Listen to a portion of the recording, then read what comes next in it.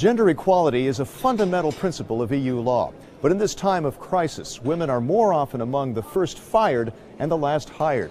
Marking Women's Day this week, MEPs are discussing how to fight that trend in difficult times.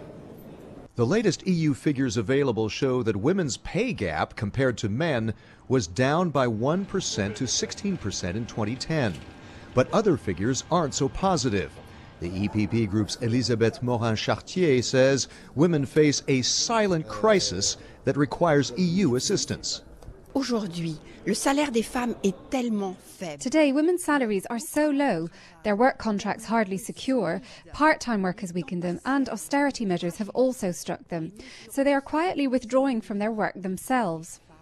Mrs. Morin-Chartier is a member of the Parliament's Women's Rights Committee. She authored a report approved in committee last month that urges authorities to use the European Social Fund and other support for women.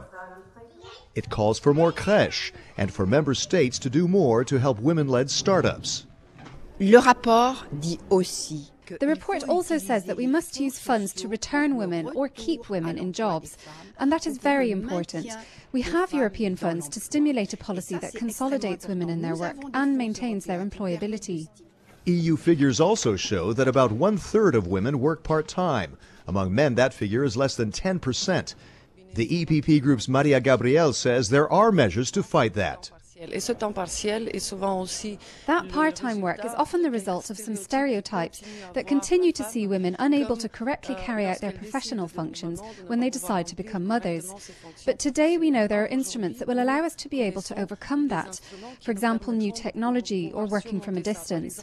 A woman who stays at home can continue to work as compared to 30 years ago to perfect their knowledge and remain competitive in the job market. Also being discussed this week, gender parity in EU institutions, with an eye toward next year's European parliamentary elections. It's a key test of that fundamental principle of gender equality.